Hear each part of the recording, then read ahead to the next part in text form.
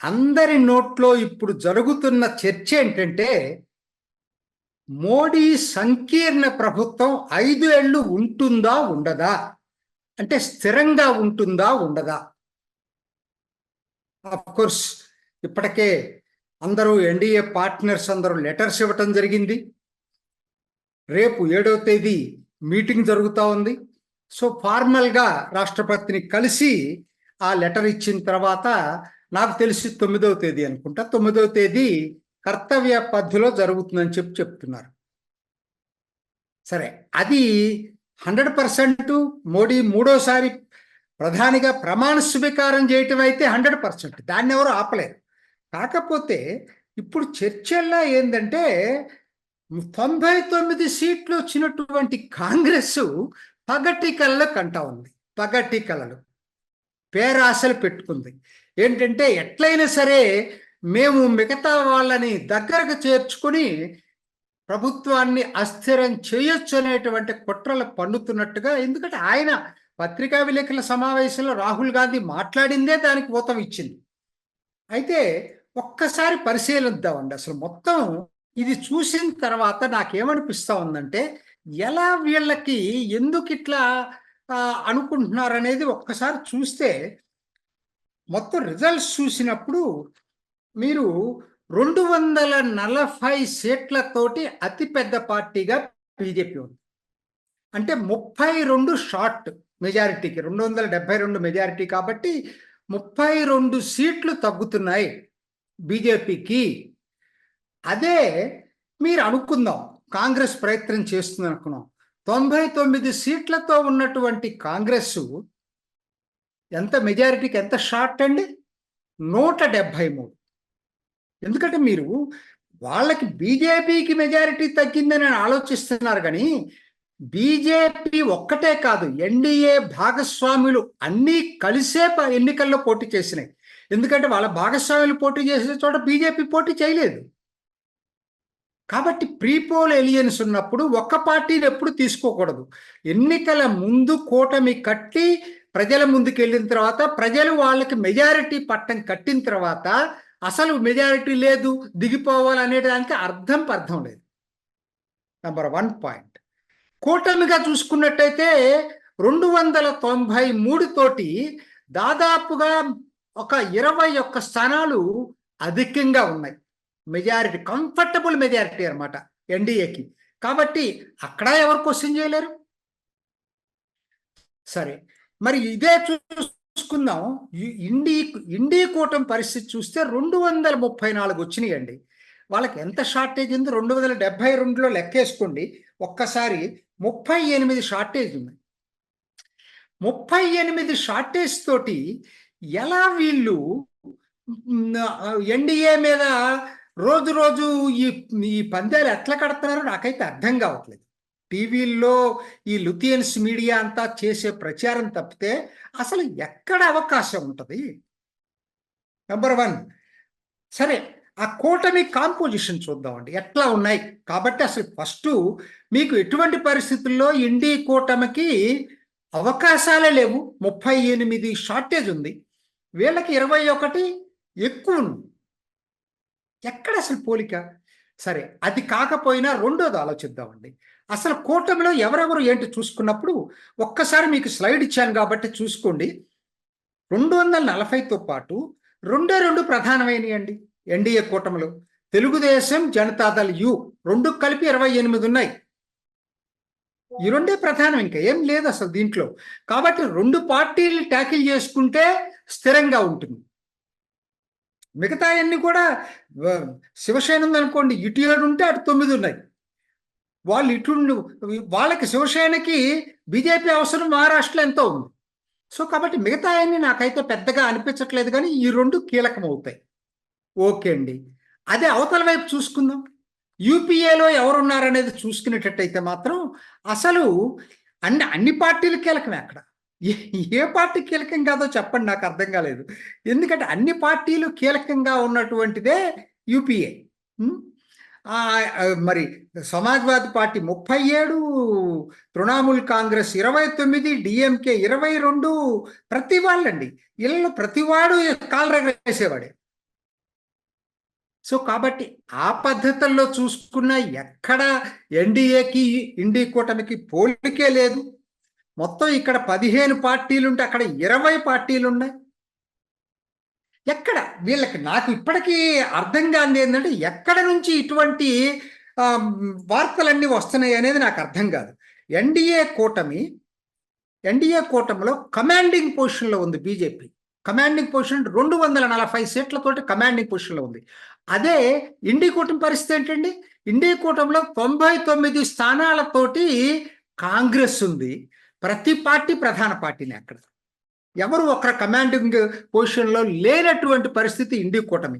కాబట్టి ఏ విధంగానూ అసలు ఆ కూటమికి ఈ కూటమికి పోటీ లేదు. వాళ్ళు సంబరాలు చేసుకునేటువంటి అవసరాలు నాకెక్కడున్నాయో నాకైతే కనపట్లేదు. సరే, ఇప్పుడు ఆలోచిద్దామండి.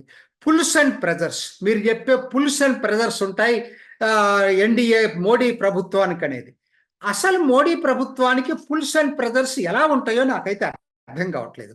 ఎందుకంటే నేను చెప్పాను కదా, కీలకమైన రెండు తెలుగుదేశం, జనతాదళ్ యు. అందులో తెలుగుదేశం నాకు తెలిసి ఎటువంటి పరిస్థితుల్లో కూడా పిల్లి మొగ్గలు వెయ్యదు. చంద్రబాబు నాయుడు చాలా తెలివిగా ప్రవర్తిస్తూ ఉంటాడు, అనుభవజ్ఞుడు. రెండోది, ఇవాళ ఉన్నటువంటి పరిస్థితుల్లో ఆయన మోడీని కాదని అటువైపు వెళ్ళే అవకాశాలు అయితే చంద్రబాబు నాయుడుకి లేవు. మోరోవర్ ఒకటి మర్చిపోతున్నారు, చంద్రబాబు నాయుడుకి ఇవాళ అండ మోడీకి విధేయుడు పవన్ కళ్యాణ్. ఆయన అంటే గురువుగా భావించేటువంటి వ్యక్తి. సో ఎటువంటి పరిస్థితుల్లో కూడా జనసేన ప్రవేల్ అవుతుంది. టీడీపీ ఒకవేళ ఎప్పుడన్నా ఊగిసలాట వచ్చినా కూడా జనసేన ప్రవేల్ అవుతుంది, అది మర్చిపో. అసలు అవకాశాలు లేవండి. ఎందుకంటారా, మీరు చంద్రబాబు నాయుడు దీంట్లో చూసుకున్నప్పుడు కూడా ఇవాళ మరి ఆ కూటమి ఏర్పడింది కాబట్టి అక్కడ చంద్రబాబు నాయుడుకి ఇవాళ ఆ స్థాయి వచ్చింది. సరే, అది పక్కన పెట్టేద్దాం కొద్దిసేపు. ఎందుకు కాదో కూడా నేను ముందు ఇంకా చెప్తాను. రెండో పార్టీ ఏది? జనతాదళ్ యు. చంద్రబాబు నాయుడు 16 ఉంటే జనతాదళ్ యుకు 12 ఉన్నాయి. ఇది ఒక్కదాని మీదే కొంతమందికి డౌట్స్ ఉన్నాయి. ఎందుకంటే ఆ ట్రాక్ రికార్డు బాగలేదు నితీష్ కుమార్ది. అటు ఇటు పల్తూరామ్గా పేరు వచ్చింది. రెండోది, ఆయన మరి ఇటు కాకపోతే ఆల్టర్నేటివ్గా కూడా వాళ్ళతో కూడా స్నేహంగా ఉంటాడు, వాళ్ళతో శత్రుత్వం లేదు. ఇప్పుడు ఆంధ్రాలో అనుకోండి, మరి చంద్రబాబు నాయుడు పరిస్థితుల్లో అక్కడ వర్గ శత్రువులాగా ఉంటారు వాళ్ళిద్దరు. ఎవరిద్దరు? జగన్మోహన్ రెడ్డి, చంద్రబాబు నాయుడు. అక్కడ అలా లేదు. నితీష్ కుమార్ ఇటు మోడీతో ఎంత క్లోజ్గా ఉంటాడో అక్కడ లల్లూ ప్రసాద్ యాదవ్తో కూడా అంతే క్లోజ్గా ఉంటాడు. సో కాబట్టి ఎప్పటికైనా ఏదైనా ఉంది అనుకుంటే నితీష్ కుమార్ తోటి తీసుకుందాం అనుకోండి. ఎంతండి? 2093లో 12 తీసేస్తే నితీష్ కుమార్కు ఉన్నాయి 12, 281. నేను ఇదంతా కూడా అవుతుందని కాదు, అయినా కూడా లెక్కేసుకుంటున్నాం. 281 మెజారిటీకి ఎంతండి? 272. అంటే ఇంకా 9 సీట్ల క్వశ్చన్ కంఫర్టబుల్గా ఉంది ఎన్డీఏకి. ఒకవేళ నితీష్ కుమార్ పల్టీలు కొట్టినా అనుకుందామండి, ఓకే. ఇవన్నీ కాదు, కొంతమంది చెప్పే విష్ఫుల్ థింకింగ్ వాళ్ళకి కావాలి కదా. ఇదంతా కూడా చంద్రబాబు నాయుడు కూడా వెళ్తాడు అనుకుందామండి. ఎంతండి? 16 + 12 28. అవతల ఎంత ఉన్నాయి ఆ కూటమికి? 234. 234, 28 కలిపితే మెజారిటీ వస్తుందా? రాదు కదా, 262 అవుతుంది. సో ఏ విధంగా చూసినా కూడా ఏ విధమైనటువంటి కాంబినేషన్స్, లెక్కలు వీళ్ళు వేసుకునే పర్మిటేషన్స్, కాంబినేషన్స్లో ఎక్కడా పొసగట్లేదు. ఎందుకంటే వాళ్ళు అంత అనుభవజ్ఞులు. నితీష్ కుమార్ అయినా చంద్రబాబు నాయుడు అయినా అంత తేలిగ్గా వీళ్ళు వెళ్ళేటువంటి వ్యక్తులు కాదు. ఎందుకంటే ఒక స్టేబుల్ కోయలేషన్ ఇప్పుడున్నటువంటిది ఎన్డీఏ కోయిలేషన్, మోడీ సంకీర్ణ ప్రభుత్వం స్టేబుల్ కోయిలేషన్ 240 తోటి అతిపెద్ద పార్టీగా ఉంది కాబట్టి ఎక్కడికి పోదు. అవతలది అన్స్టేబుల్ కోయిలేషన్. ఎవడెప్పుడు పుల్స్ అండ్ ప్రెజర్స్ అంటూ ఉంటే అవతల కోయిలేషన్లో ఉన్నాయి, యువతలు లేవు. వాటికన్నా ముఖ్యమైందండి, మీకు అందరికీ ఇంకొకటి గుర్తు చేస్తున్నా, ఇద్దరు కూడా ఎన్డీఏలో ఎక్కువ కాలం భాగస్వాములు, అది మర్చిపోతున్నారు. పాత కాపులీలు, కొత్త వాళ్ళు కాదు. నితీష్ కుమార్ కన్వీనర్గా చేశాడు. తెలుగుదేశం ఎన్టీఆర్ టైం నుంచి కూడా కాంగ్రెస్ వ్యతిరేక కూటమిలో ప్రధాన పాత్ర పోషించింది. సో కాబట్టి మధ్యలో ఏదైనా చిన్న చిన్న అటు ఇటు పిల్లి మొగ్గలు వేసినా ఎక్కువ కాలం వీళ్ళకి బీజేపీని గురించి తెలిసిన పార్టీలు ఈ రెండు. ఎందుకంటే వీళ్ళ ఫంక్షనింగ్ కొత్తగా ఏం దీంట్లో వచ్చింది కాదు ఇది. సో కాబట్టి ఏ పద్ధతుల్లో చూసుకున్నా కూడా ఇది అస్థిరం అవుతుందని ఎలా అనుకుంటున్నారో నాకు అర్థం కావట్లేదు. ఎందుకంటే 234 అతి ఒక కమాండింగ్ పొజిషన్ లేనటువంటి అస్థిరమైన కొయిలేషన్లోకి వీళ్ళు ఏదో ఉప ప్రధానమంత్రి ఇస్తామనో ప్రధానమంత్రి ఇస్తామనో ఆశ చూపినంత మాత్రాన అది 2 రోజుల పండగ అనేది వీళ్ళకి తెలుసు. చరణ్ సింగ్ ఇదేమైంది, కాంగ్రెస్ చరణ్ సింగ్కి మద్దతు ఇచ్చి చివరికి విశ్వాసం కూడా వెళ్లకుండా విత్డ్రా చేస్తుంది. కాబట్టి వాళ్ళ సంగతి తెలిసింది అందరికి కూడా. సో కాబట్టి వీళ్ళంత తెలివి తక్కువగా వాళ్ళ ట్రాప్లో పడతారని నేనైతే అనుకోవట్లేదు ఏ విధంగా కూడా. రెండోదండి మీకేంటి కాబట్టి నంబర్స్ ప్రకారంగా చూసినా ఏ ప్రకారంగా చూసినా కూడా ఎన్డీఏ కూటమికైతే నాకైతే ఇబ్బంది కనపట్లేదు. పర్టికులర్గా ఈ ఇద్దరు పార్ట్నర్స్ తోటి. ఏంటి మీరు అనేది, వీళ్ళు కొన్ని ఇబ్బందులు క్రియేట్ చేస్తారని. ఏం ఇబ్బందులు క్రియేట్ చేస్తారండి? వాళ్ళు క్రియేట్ చేసేది 2-3 అండి. ఒకటి, వాళ్ళ రాష్ట్రాలకి అధిక నిధులు అడుగుతారు. తప్పు లేదు. ఎందుకంటే బీహార్ విషయంలో మోడీ ఇప్పటికే మొన్న ఎన్నికల టైంలో జరిగిన ఇంటర్వ్యూలో కూడా చెప్పాడు, తూర్పు భారతం అభివృద్ధి కావాలా, తూర్పు భారతం అభివృద్ధి కావాలా, నా కోరిక అది, నా కళ అది అని చెప్తున్నాడు. సో దానికి అనుగుణంగా ఉంది. బీహార్ అతి పేదరికమైన రాష్ట్రం కాబట్టి దానికి ఇవ్వటానికి ఇబ్బంది లేదు. ఆంధ్ర అనుకోండి, స్పెషల్ కేటగిరీ స్టేటస్ అనేది డెడ్ ఇష్యూ అండి. ఇవాళ చంద్రబాబు నాయుడుకి కూడా తెలుసు అది. సో కాబట్టి ఏంటి, కాకపోతే అధిక నిధులు అడుగుతారు. పోలవరం తొందరగా నిధులు ఇచ్చేసి కంప్లీట్ చేయమని అడుగుతారు, లేకపోతే వెనకబడిన జిల్లాలకు నిధులు అడుగుతారు, ఇంకొంచెం ఏదైనా స్పెషల్గా ట్రీట్మెంట్ ఆంధ్రాకి ఇవ్వమని అడుగుతారు. అసలు ఇబ్బందే ఉండదు మోడీకి. ఎక్కడ ఇబ్బంది వస్తుంది? Economic policies, ultimately it is economy stupid, అందరికి తెలిసిందే. అన్నిటికన్నా ముఖ్యమైనది అదే కదా. ఇప్పటి వరకు గత 10 సంవత్సరాలు మోడీ పాటించినటువంటి ఆర్థిక విధానాల్లో తిరోగమనం ఏమన్నా ఉంటుందా?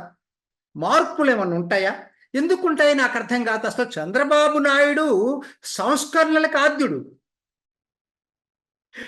అట్లనే జనతాదళ్యు వాజ్పేయి టైంలో సంస్కరణలు వాజ్పేయి తీసుకొచ్చినప్పుడు జనతాదళ్యు అందుట్లో భాగస్వామి. సో కాబట్టి ఈ ఇద్దరు పార్ట్నర్స్ తోటి అసలు కొత్త పార్ట్నర్స్ కాదండి వీళ్ళేమి. మధ్యలో ఏదో విభేదించి వెళ్ళొచ్చు కానీ కాబట్టి ఆర్థిక విధానాల మీద ఎటువంటి పరిస్థితుల్లో విభేదాలు రావు. ఇంకా దేంట్లో వస్తాయండి వీళ్ళకి? ఈ చిన్న చిన్న అంటే కొన్ని ఉండొచ్చు. అందరూ ఏమంటున్నారు, వన్ నేషన్ వన్ పోల్, దీంట్లో ఇప్పుడు ఒప్పుకోపోవచ్చు. ఎందుకంటే ఓపెన్ స్టాండ్ తీసుకుని జనతాదళ్ సపోర్ట్ చేస్తా తీసుకుంది.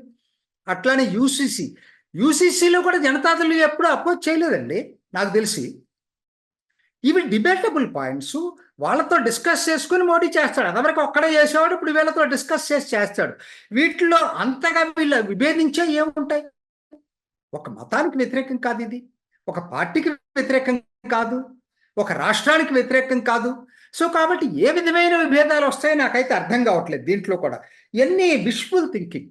మోడీ పరిపాలన, మోడీ అంటే వ్యతిరేకించేటువంటి శక్తులు, వ్యక్తులు ఇది జరగాలని కోరుకుంటున్నారు. అంతకుమించి అది జరగదు, ఎటువంటి పరిస్థితుల్లో కూడా జరగదు.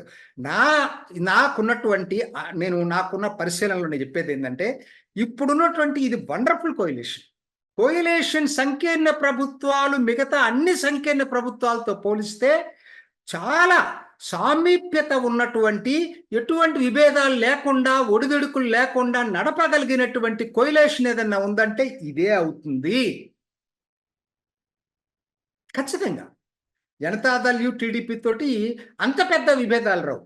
రాష్ట్రాలకు వచ్చేటువంటి నిధుల విషయంలో వస్తాయి. ఇదే ఒక్కటే ఈ 2 రాష్ట్రాలు అడుగుతున్నది. దాన్ని సంప్రదింపుల ద్వారా పరిష్కరించుకోవడం అదే లేదు. కాబట్టి అందరికీ తిరిగి స్టాక్ మార్కెట్స్ పుంజుకుంటూ మొదలుపెట్టినాయి. నేను ఇంకొకటి చెప్తున్నాను, 10 సంవత్సరాల ఆర్థిక పురోభివృద్ధి అప్రతిహతంగా వచ్చే 5 ఏళ్ళు కూడా మున్ముందుకి అంగళైస్తూ వెళ్ళబోతుంది. ఇది అందరి కూడా మనకి హ్యాపీ న్యూస్. చూసారు కదండి, మరి ఈ వీడియో కనుక మీకు నచ్చినట్లయితే ఒక లైక్ కొట్టేసి మీ అభిప్రాయాన్ని కూడా కామెంట్ బాక్స్లో తెలియజేస్తూ ఇలాంటి ఇంట్రెస్టింగ్ అప్డేట్స్ కోసం మా ఛానల్ని సబ్స్క్రైబ్ చేసుకోండి.